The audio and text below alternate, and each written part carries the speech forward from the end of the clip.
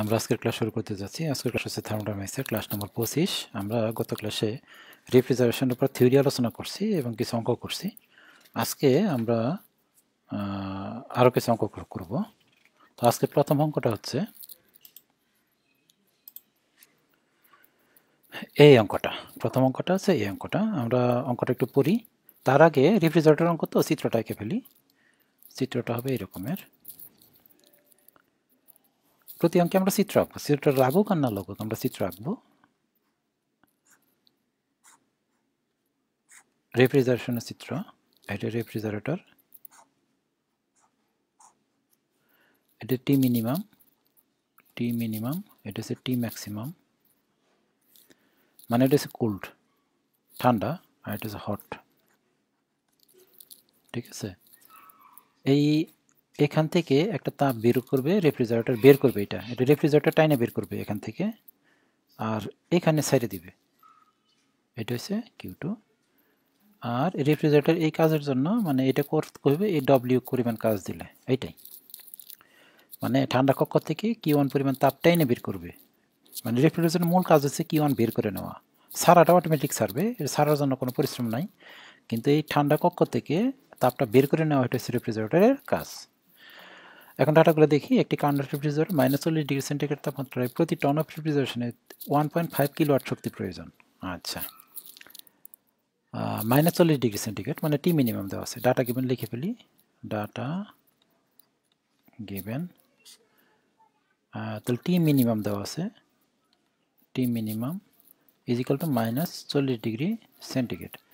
-40°C মানে হচ্ছে 233 কেলভিন। আমরা 273 যোগ করি, তাহলে 233 কেলভিন প্রতি টন অফ রেফ্রিজারেশনে, মানে 1 টন অফ রেফ্রিজারেশন। তার মানে Q1 দেওয়া আছে, Q1 দেওয়া আছে 3.5 কিলোজুল পার সেকেন্ড। এটা কীভাবে? আমরা গত ক্লাসে প্রমাণ করছিলাম 1 TR 1 TR সমান 3.5 কিলোজুল পার সেকেন্ড। তাহলে 1 TR মানে 3.5 কিলোজুল, মানে Q1 is equal two 3.5 kilojoule per second. বুঝতে পারছি? 1 TR মানে 3.5 Q1, 1 TR মানে Q1 is equal two 3.5 kilojoule per second. হ্যাঁ, অন টাইমে 1.5 কিলোওয়াট শক্তি প্রয়োজন, মানে W দেওয়া আছে। W ইজ ইকুয়াল টু, এই যে W এর পরিমাণ দেওয়া আছে, W is equal to 1.5 kilojoule per second শক্তি দরকার। নির্ণয় করো কপ কত, মানে CUP কত। CUP is equal to what? আচ্ছা, কপ কোনটা চাইছে? কপ তো দুইটা জানি আমরা, একটা হচ্ছে আইডিয়াল কপ আর একটা হচ্ছে অ্যাকচুয়াল কপ। এখানে কপ কোনটা বের করবো? মানে একটা কপ বের করতে হয় এই সূত্র দ্বারা, এই যে তাপমাত্রা দ্বারা একটা কপ বের করে, আর একটা কপ বের করে কি তাপ দ্বারা। কোনটা বের করতে বলছে? আমরা বলছিলাম যদি অঙ্কে আলাদা আলাদা বলা থাকে যে একটা অ্যাকচুয়াল একটা আইডিয়াল, তাহলে দুইটা আলাদা আলাদা ধরবো, কিন্তু অঙ্কে যদি কোনো কিছু বলা না থাকে তাহলে এইটা আর এটা সমান সমান। মানে এখান থেকে যে কপটা বেরোবে, টেম্পারেচার দিয়ে যে কপটা বেরোবে আর কিউ দিয়ে যে কপটা বেরোবে একই, দুইটা একই। তার মানে আমরা যে কোনো একটা বের করলে হবে, হয় টেম্পারেচার দিয়ে বের করবো, না হয় কিউ দিয়ে বের করবো, যে কোনো একটা কপ বের করলেই অ্যান্সার হবে আমাদের। আমরা দেখবো এখন কি ডাটা দেওয়া আছে, যে ডাটা দেওয়া আছে ওই ডাটা দিয়ে আমরা কপ বের করবো, তাই না? আমরা ডাটা দেখবো, এখানে ডাটা যেটা দেওয়া আছে ওইটা দিয়ে আমরা কপ বের করবো। আচ্ছা, তারপরে বের করতে বলছে ওই কপ যে বের করবো, আসলে টি দিয়ে কপ বের করা যাবে না, কারণ টি একটা দেওয়া আছে, কিউ দিয়ে বের করতে হবে কপটা। ঠিক আছে। আচ্ছা, খ নম্বরে কত তাপমাত্রা ত্যাগ করবে, মানে টি ম্যাক্সিমামটা চাইছে। তাপটা ত্যাগ করবে কোথায়? এখানে না, টি ম্যাক্সিমাম। এই T maximum is equal to what? T maximum is equal to what? গ নম্বরে কি পরিমাণ তাপ ত্যাগ করবে, মানে এই Q2 চাইছে। Q2 is equal to what? Q2 is equal to what? মানে কত তাপ ত্যাগ করবে, কত তাপমাত্রা ত্যাগ করবে, এটা চাইছে। ওকে, তো প্রথম আমরা কপ বাই করি। কপ ইজ ইকাল টু ক নম্বরে, এটা সোজা একটা অঙ্ক। কপ ইজ ইকাল টু কোনটা? রেফ্রিজারেটর কাজ করতেছে এখানে, না এখানে কাজ করতেছে? এখানে কাজ করতেছে, যেখানে মানে এখান থেকে তাপটা বের করে নিয়ে আসে, তাহলে এটাই রেফ্রিজারেটরের পারফরমেন্স। রেফ্রিজারেটরের পারফরমেন্সটা বোঝা যাবে এখান থেকে। তাহলে এখানে সূত্র হবে কি, Q1 নাকি Q2 দিয়ে দিবা? Q2 না, Q1টা হয়েছে তার, Q1 আর নিচে বড় মাইনাস ছোট, বড়টা হয়েছে Q2 মাইনাস Q1। ঠিক আছে। আচ্ছা, আমরা এরপরের লাইন লিখতে পারি, অথবা একবারে লিখতে পারি যে Q2 মাইনাস Q1 রে আমরা W লিখতে পারি। Q2 মাইনাস Q1 টা আমরা কি লিখতে পারি? W লিখতে পারি। তাহলে W লিখে দিলাম, ঠিক আছে। তাহলে কপ ইজিক্যাল টু কত হবে?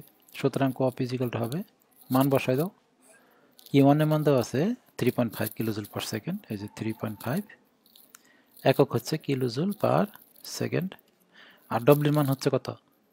ডব্লিউ মান হচ্ছে 1.5 কিলোজুল পার সেকেন্ড, 1.5 একক হচ্ছে কিলোজুল পার সেকেন্ড। এখান থেকে কপের মান চলে আসছে, কপের মান চলে আসবে তোমার 2.69, 2.69। এটা একটা অ্যান্সার হয়ে গেল। খ নাম্বার বলছে যে কত তাপমাত্রা ত্যাগ করবে, মানে টি ম্যাক্সিমাম চাইছে, টি ম্যাক্সিমাম চাইছে। তাহলে এখানে কপের সূত্র আবার লিখতে হবে, কপের সূত্র আবার লিখি, কপ ইজিক্যাল টু তাপমাত্রাতে লিখবো আর কি, কপ ইজিক্যাল টু কি লিখবো বলো দেখি, উপরে কোনটা লিখবো, টি ম্যাক্সিমাম না টি মিনিমাম? রেফ্রিজারেটর কাজ করতেছে আসলে এখানে, আমি লাল কালিতে দেখাই দিই, এই যেখানে আমরা এইটা দিয়ে সূত্র লিখতে হবে, এই যে এটা দিয়া। তাহলে এখানে কোনটা টি মিনিমাম, তাহলে আমরা সূত্র লিখবো টি মিনিমাম, এখানে লিখবো টি মিনিমাম, আর নিচে বড় মাইনাস ছোট, এটা টি ম্যাক্সিমাম মাইনাস টি মিনিমাম, এখান থেকে লিখবো। আমরা এখানে এই কপের মান জানি, কপের মান এইটাই বসে দেবে, এখান থেকে যে কপ আসবে এখানকার কপ একই হবে, এটা হবে 2.69 ইজিক্যাল টু টি মিনিমামের মান আমরা জানি, টি মিনিমামের মান হচ্ছে 233 কেলভিন, 233 কেলভিন। টি ম্যাক্সিমাম মান বের করতে হবে আমাদের, টি ম্যাক্সিমাম এইটা মাইনাস টি মিনিমাম মান হচ্ছে 233, এখান থেকে দেখো টি ম্যাক্সিমাম মান চলে আসছে, টি ম্যাক্সিমাম ইজিক্যাল টু আসবে তোমার 319.61 কেলভিন, 319.61 কেলভিন, এটাই আনসার। ওকে, খ নাম্বার চাইছে কি পরিমাণ তাপ ত্যাগ করবে, তাপ ত্যাগের পরিমাণ চাইছে, মানে Q2 চাইছে, এই যে Q2 চাইছে, তাই না? এটা সহজ, এটা বের করা যায়। দেখো আমি যদি বলি এই সূত্রটা যদি লিখি এরকম, দেখো Q1 plus W equal to Q2 লেখা যায় না? এই Q1 plus W equal to Q2 energy সূত্র যদি লিখি, এটা ইনপুট আর এটা হচ্ছে আউটপুট, তাহলে ইনপুট ইজিক্যাল আউটপুট, তাহলে সুতরাং Q2 ইজিক্যাল টু কত হবে? Q2 ইজিক্যাল টু Q1 এর মান কত? Q1 এর মান হচ্ছে 3.5 প্লাস ডব্লিউ মান কত? 1.5, যোগ করে দিলে তোমার Q2 চলে আসবে। Q2 ইজিক্যাল টু কত হবে? 4.8 কিলোজুল পার সেকেন্ড, এটা আরেকটা অ্যান্সার। এই অঙ্কটা সোজা অঙ্ক, কিন্তু আমরা যেহেতু মাত্র রেফ্রিজারেশন শুরু করলাম, এই জন্য একটা সহজ অঙ্ক দিয়ে শুরু করতেছি, ঠিক আছে? এবং এইগুলো পরীক্ষা আসে, এটাও ভর্তি পরীক্ষা আসছে। তো আমরা এখন পরের অঙ্ক চলে যাই। আমরা এখানে এই অঙ্কটা করব। একজন আবিষ্কারক দাবি করেন যে তিনি যে রেফ্রিজারেটর আবিষ্কার করেছেন তা -23 ডিগ্রি সেন্টিগ্রেড এবং -27 ডিগ্রি সেন্টিগ্রেড তাপমাত্রার মধ্যে পরিচালিত হয়। ইহা 1 কিলোওয়াট বিদ্যুৎ শক্তি ব্যবহার করে 1 ঘন্টার মধ্যে এত রিপ্রেজেন্টেটিভ ইফেক্ট তৈরি করে। 1 ঘন্টার মধ্যে, এইটা তো ওখানে একবার আছে মনে হয়, রিপ্রেজেন্টেটিভ ইফেক্ট তৈরি করে। তার এই দাবির যৌক্তিকতার উপর মন্তব্য করো, তার এই দাবির যৌক্তিকতার উপরে মন্তব্য করো। এই অঙ্কটাতে আমাদের একটা নতুন একটা টার্ম আসছে, দেখো খেয়াল করে দেখো, এখানে দেখো রেফ্রিজারেটিং ইফেক্ট। এই যে 1 ঘন্টার মধ্যে রেফ্রিজারেন্ট ইফেক্ট তৈরি করে, 1 ঘন্টার মধ্যে 21,600 কিলোজুল রেফ্রিজারেটিং ইফেক্ট তৈরি করে। এটার মানে কি? মানে হচ্ছে ওই আমরা যে আচ্ছা ইটা আঁকি আগে, আমরা যে আমরা রেফ্রিজারেশন সিস্টেমটা আঁকি, এখানে একটা ঘর, এখানে একটা রেফ্রিজারেন্ট আর দিলাম, এখানে একটা ঠান্ডা ঘর, তাই না? এটা হচ্ছে কোল্ড, এটা হচ্ছে হট, এটা হচ্ছে টি মিনিমাম, এটা হচ্ছে টি ম্যাক্সিমাম। এখান থেকে যেটা বেরোবে এটা হচ্ছে Q1, আর এখান থেকে যেটা আউট করে দেবে এটা Q2, আর এখানে একটা কি দিতে হবে? W দিতে হবে। এখন দেখো এই যে ঠান্ডা কক্ষ থেকে তাপটা বের হবে, এই তাপটা বের করবে কে? তাপটা বের করবে রেফ্রিজারেন্ট নামের একটা লিকুইড। ওই যে আমি প্রবাহ চিত্র আঁকছিলাম না, পাইপের ভিতরে রেফ্রিজারেন্ট প্রবাহিত হয়, একে তাপ শোষণ করে, আবার লিকুইড হয়, আবার গ্যাস হয়, আবার লিকুইড হয়, আবার গ্যাস হয় এক্সপানশন ভালভের ভিতর দিয়ে। মানে তাপ বের করার মেইন কাজটা করবে রেফ্রিজারেন্ট।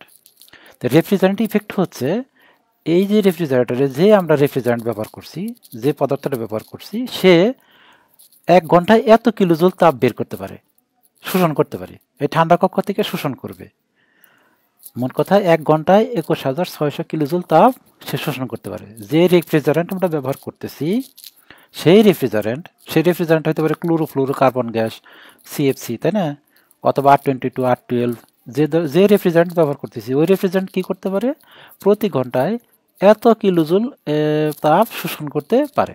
আচ্ছা, শোষণ করে ছাড়ে কোন দিক দিয়ে? রেফ্রিজারেন্টে যে শোষণ করে এটা কি এই দিক দিয়ে বের করে না? এই যে বের করে।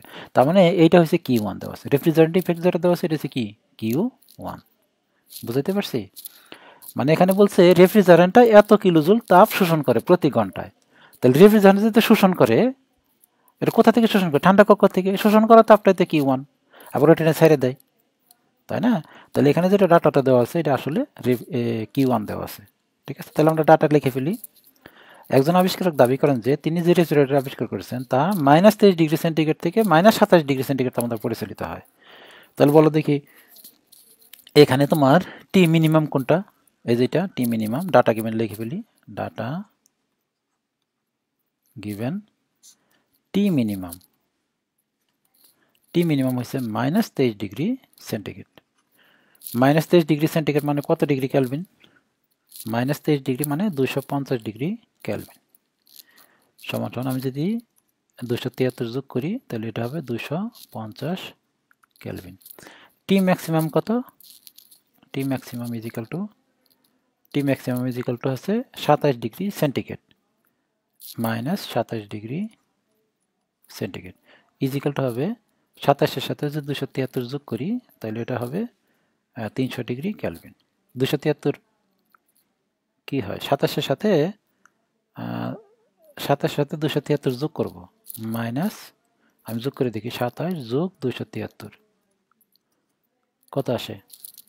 টি ম্যাক্সিমাম, উপরটা কি ভুল লিখছি নাকি আমরা? 273 মাইনাস হয়েছে 27, সরি 273 মাইনাস 27, তাহলে আসবে 246°K।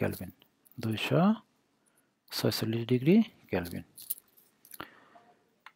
বুঝতে পারছি? তাপমাত্রা কি ভুল আছে না 27 ঠিকই আছে? এখানে একটা ভুল আছে, এইটা আসলে ভুল আছে। এই যে -27টা দেখতেছো না, এটা আসলে -27 হবে না, সরি, এটা হবে +27, শুধু 27°C হবে, 27°C হবে। তাহলে এখানে এটা হবে +27। তো +27 যোগ 273, এখানে ভুল আছে, বইয়ের মধ্যে ঠিক করে নাও। এটা হবে 250°, 300°K। এটা ঠিক করে নাও, 300°K। 27 যোগ 273 তাহলে হবে 300K। এটা ঠিক করে না, এটা -27 হবে না, এটা +27 হবে, শুধু 27° হবে। আচ্ছা, একজন আবিষ্কারক দাবি করেন যে তিনি রেফ্রিজারেটর আবিষ্কার করেছেন -23°C এবং 27°C মধ্যে পরিচালিত হয়। ইহা 1 কিলোওয়াট বিদ্যুৎ শক্তি ব্যবহার করে, মানে ডব্লিউ দেওয়া আছে। ডব্লিউ দেওয়া আছে তোমার 1 কিলোজুল পার সেকেন্ড বিদ্যুৎ শক্তি ব্যবহার করে, এবং Q1 দেওয়া আছে, এটা হচ্ছে Q1। Q1 is equal to হবে 21,600 kilojoule per 1 hour. Kilojoule per 1 hour. তাহলে 1 আওয়ার যদি আমি সেকেন্ড করি তাহলে এরকম আসবে, তাহলে এরকম মান আসবে 6 কিলোজুল পার সেকেন্ড হবে, 6 কিলোজুল পার সেকেন্ড। এটা কীভাবে 36 সাথে ভাগ দেওয়া, এটারে 36 ভাগ দিলে এটা হবে 6 কিলোজুল পার সেকেন্ড। এটা Q1 দেওয়া আছে। আচ্ছা, তার এই দাবির যৌক্তিকতার উপরে মন্তব্য করো। আচ্ছা, এখন দেখো আমাদের এখানে দুই রকমের ডাটা দেওয়া আছে কপ ব্যয় করার জন্য। এইটা হচ্ছে এক রকমের ডাটা, এই যে এখানে যে ডাটাগুলো দেখতেছো, এই যে এই ডাটাগুলো হয়েছে আইডিয়াল কপ বের করার জন্য, এবং এই ডাটাগুলো হচ্ছে তোমার অ্যাকচুয়াল কপ বের করার জন্য। এই ডাটা হচ্ছে আইডিয়াল কপ বের করার জন্য, এটা হচ্ছে অ্যাকচুয়াল কপ বের করার জন্য। আমরা এইটা দিয়ে একটা কপ বের করবো, এটা দিয়ে একটা কপ বের করবো। ঠিক আছে, প্রথমে আমি টেম্পারেচার দিয়ে একটা কপ বের করি, টেম্পারেচার দিয়ে একটা কপ বের করি। তাহলে এটা হচ্ছে কপ ইজ ইকাল টু, এটার নাম দিলাম আমরা কপ আইডিয়াল, এবং এটা বেশি হবে, তাই না? এটা বেশি হওয়ার কথা, এটা কম হওয়ার কথা। এখান থেকে যেটা কপ বের করবো এইটা হবে বেশি, আর এইটা হওয়ার কথা কম, অ্যাকচুয়ালটা কম হওয়ার কথা। আইডিয়ালের চাইতে অ্যাকচুয়ালটা কম হবে। এটার চাইতে এখান থেকে যে কপটা বের করবো এটার চাইতে অ্যাকচুয়াল কপ কম হওয়ার কথা। তাহলে কপ আইডিয়ালটা বের করে দেখি। কপ আইডিয়ালটা তাহলে হবে টি মিনিমাম নিচে টি ম্যাক্সিমাম মাইনাস টি মিনিমাম। আমি যদি বসাই দিই মানটা, টি মিনিমামের মান কত? টি মিনিমাম হচ্ছে 250 কেলভিন, আর টি ম্যাক্সিমাম মান হচ্ছে 300 মাইনাস 250 সমান সমান এখান থেকে একটা অ্যান্সার আসবে। অ্যান্সারটা হয়েছে তোমার 5। আইডিয়াল কপটা হয়েছে 5। ওকে, এখান থেকে আমরা আইডিয়াল কপ বের করলাম। আচ্ছা, আমরা কপ অ্যাকচুয়াল বের করবো এখন। COP actual is equal to Q1 ভাগ W। Q1 ভাগ W, এই যে এখান থেকে আমাদের রেফ্রিজারেটর কাজ করবে, কিন্তু এখানকার ডাটা দিয়ে আমরা সূত্র লিখব Q1 ভাগ W। তাহলে Q1 এর মান কত? Q1 এর মান দেওয়া আছে তোমার 6, আর W এর মান কত দেওয়া আছে 1, সমান সমান হচ্ছে 6। এটা হচ্ছে। আচ্ছা, এখন দেখো আমরা দুইটা কপ বের করছি। আমাদের এইটা বেশি হওয়ার কথা আর এটা কম হওয়ার কথা, এটা বেশি হওয়ার কথা, এটা কম হওয়ার কথা, কিন্তু দেখো এটা কম এটা বেশি, তার মানে যে আবিষ্কারক এটা দাবি করছে তার দাবি মিথ্যা, যে আবিষ্কারক দাবি করছে তার দাবি মিথ্যা, কারণ এর চেয়ে বেশি হইতে পারবে না। আইডিয়ালের চাইতে বেশি হওয়া সম্ভব না। আইডিয়াল হয়েছে 5, আইডিয়াল কপটা কত 5, আর অ্যাকচুয়াল কপ কত 6। তাহলে আইডিয়ালের চাইতে অ্যাকচুয়াল কপ কখনোই বেশি হইতে পারে না। সুতরাং লিখে দিবা কি মন্তব্য করতে বলছে তার দাবি সঠিক নয়। ঠিক আছে, এই ধরনের অঙ্ক কিন্তু আমরা আগেও করছি, ওই যে কার্নোট সাইকেলের অঙ্কের ক্ষেত্রে, যে তোমার টেম্পারেচার দিয়ে একটা দক্ষতা বের করছি, আবার হিট দিয়ে একটা, তাপ দিয়ে একটা দক্ষতা বের করছি, তারপর আমরা মন্তব্য করছি। ঠিক আছে, তাহলে কি আবিষ্কারকের দাবি সত্য না। ওকে, তাহলে আমরা পরের অঙ্কে যাই। আমরা এখন এই অঙ্কটা করব। এই অঙ্কটা একটু গুরুত্বপূর্ণ অঙ্ক, অনুশীলনীতে আছে এই অঙ্কটা আমরা করব। অঙ্কটা একটু বড়। একটি কুল স্টোরেজ -5 ডিগ্রি সেন্টিগ্রেড তাপমাত্রায় রাখা আছে। আচ্ছা, উহার বাহিরের দিকে চারদিকে তাপমাত্রা 35 ডিগ্রি সেন্টিগ্রেড। চারদিক হইতে কোল্ড স্টোরেজের ভিতরে তাপ প্রবেশের পরিমাণ হচ্ছে 29 kilojoule per second. Refrigerator COP হচ্ছে ওই আদর্শ তাপদের কপের প্ল্যান্টের 3/1 অংশ। প্ল্যান্টটি চালাতে কি পরিমাণ শক্তির প্রয়োজন? ওকে, আমরা আগে প্রথমে রেফ্রিজারেটর চিত্রটা আঁকি। কোল্ড স্টোরেজের কি, কোল্ড স্টোরেজ একটা বড় রেফ্রিজারেটর মনে রাখো। আমরা বাসায় যে ফ্রিজ দেখি ওইটা একটা ছোট কোল্ড স্টোরেজ, তাই না? আর এখানে যে কোল্ড স্টোরেজের বড়, তার মানে বাসার যে ফ্রিজের বড় সংস্করণ হয়েছে কোল্ড স্টোরেজটা। তাহলে আমাদের ফ্রিজের অঙ্ক হয়, ওইটা হচ্ছে বড় ফ্রিজ, আর আমরা ছোট ফ্রিজ হয়েছে বাসায়। তাহলে আমরা ফ্রিজের চিত্রটা আঁকি।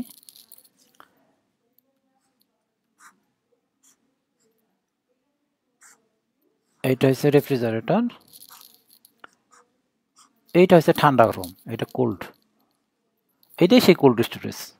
এখান থেকে তাপটা বেরোবে, তাপটা ছাড়বে কোথায়? বাইরে, এটা গরম হট, ওই যে বাইরে তাপ ছাড়বে, বাইরের চারদিকে তাপমাত্রা, এটা বাইরের তাপমাত্রা।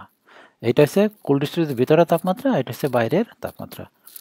এখান থেকে Q1 পরিমাণ তাপ নিবে, আর এখানে Q2 পরিমাণ তাপ ছাড়বে। এমনি না, রেফ্রিজারেটরে কি দিতে হবে? পাওয়ার সাপ্লাই দিতে হবে। এই যে আমি W দিলাম, পাওয়ার সাপ্লাই দিলাম। ঠিক আছে, এখন আমি ডাটাগুলো লিখে ফেলি। ডাটা গিভেন লিখি। Data given is equal two data given একটি কোল্ড স্টোরেজ -5 ডিগ্রি সেন্টিগ্রেড তাপমাত্রা রাখা, তার মানে এটা হচ্ছে টি মিনিমাম, এটা হচ্ছে টি ম্যাক্সিমাম। কোল্ড স্টোরেজ মানে এটা মিনিমাম, এটা দেওয়া আছে, তাহলে T minimum is equal to -5 degree centigrade. T minimum is equal to -5 degree centigrade. সমস্যা কত ডিগ্রি কেলভিন হয়?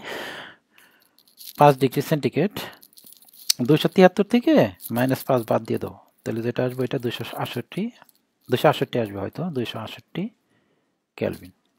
এই যে -5 সাথে 273 যোগ করছি। আচ্ছা, বাহিরের তাপমাত্রা আছে 35 ডিগ্রি সেন্টিগ্রেড, তার মানে টি ম্যাক্সিমাম দেওয়া আছে, তুমি 35-এর সাথে 273 যোগ দাও, 35-এর সাথে 273 যোগ দিলে আসবে 308। তার মানে এখানে 35 লিখলাম, 35 ডিগ্রি সেন্টিগ্রেড, এটা সমান সমান লিখবো আমরা 308 কেলভিন। এখন বলছে চারদিক হতে কোল্ড স্টোরেজের ভিতরে তাপ প্রবেশের পরিমাণ হচ্ছে 29 কিলোজুল পার সেকেন্ড। মানে এখান থেকে বাইরে থেকে কোল্ড স্টোরেজের ভিতরে কত তাপ ঢুকে? 29 kilojoule per second. 29 kilojoule per second এই পরিমাণ তাপ ঢুকে কোল্ড স্টোরেজের ভিতরে। এখন কোল্ড স্টোরেজের ভিতরে যে তাপ ঢুকে রেফ্রিজারেটর কাজ করছে ওই তাপটা বের করে ফেলা, নাহলে কোল্ড স্টোরেজের ভিতরে সব গরম হয়ে যাবে। মানে কোল্ড স্টোরেজের একটা লিক আছে, লিক দিয়ে তাপ ঢুকতেছে কত? 29 কিলোজুল পার সেকেন্ড হারে তাপ ঢুকতেছে।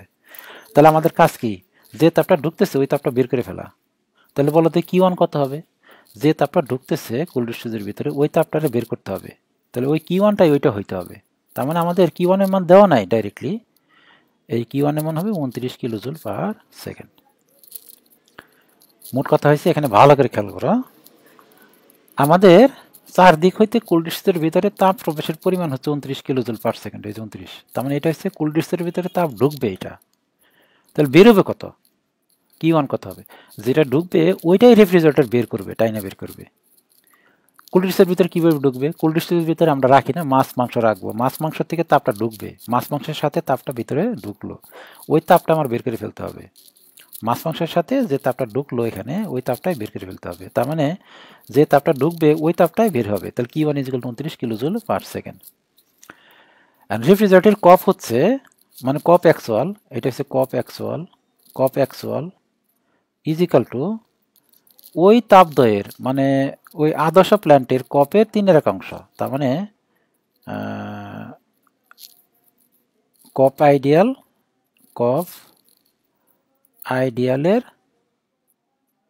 এর 3/1 এইরকম। এই যে জিনিসটা বোঝার চেষ্টা করে একটু, আমি যেটা লিখলাম কপ অ্যাকচুয়াল, এটা হচ্ছে কপ অ্যাকচুয়াল = কপ আইডিয়ালের 3/1। কপ অ্যাকচুয়ালটা হবে কপ আইডিয়ালের 3/1। প্ল্যান্টটি চালাতে কি পরিমাণ শক্তি দরকার? অ্যাকচুয়াল, তাহলে এটা কপ অ্যাকচুয়াল কপ আসলে বের করে নিতে হবে আমাদের।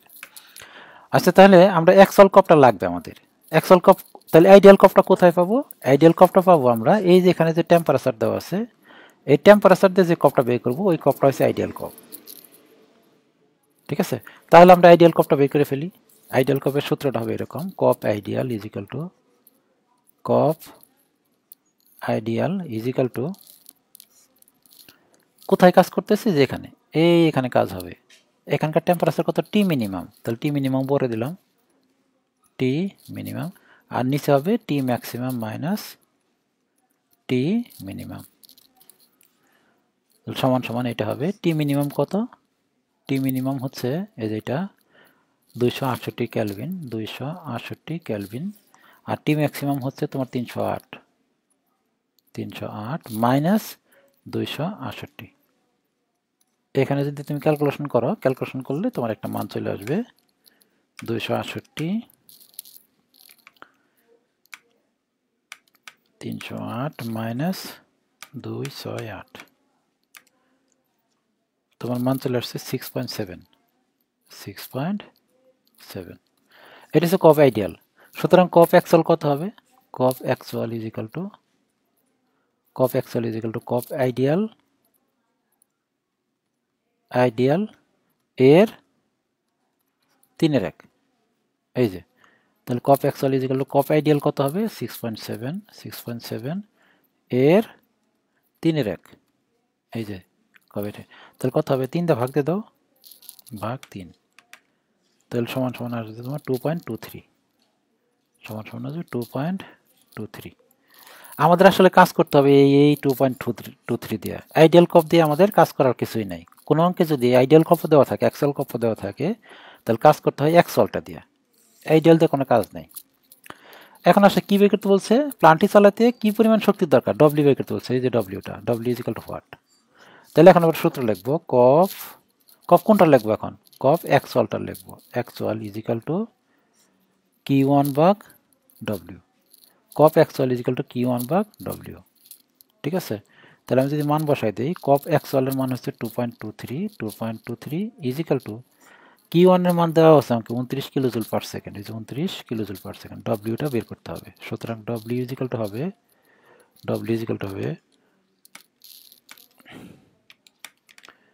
12.98, 12.98 কিলোওয়াট। এটাই অ্যান্সার, 12.98 কিলোওয়াট। ওকে, সোজা অঙ্ক এটা। আমরা আজকে আর অঙ্ক করবো না, আজকের ক্লাসে এখানে আমরা শেষ দিব। পরবর্তী ক্লাসে আমরা আসলে আজকের ক্লাসে গুরুত্বপূর্ণ অঙ্ক করাইছি, পরবর্তী ক্লাসে তোমার ওই অঙ্কগুলো একটু করাবো, যে ওই যে পানি থেকে বরফ বানাইতে হয় যে অঙ্কগুলো আছে না, যে অঙ্কগুলো সবার পেঁচায় আর কি, ওই অঙ্কগুলো করার চেষ্টা করবো আগামী ক্লাসে।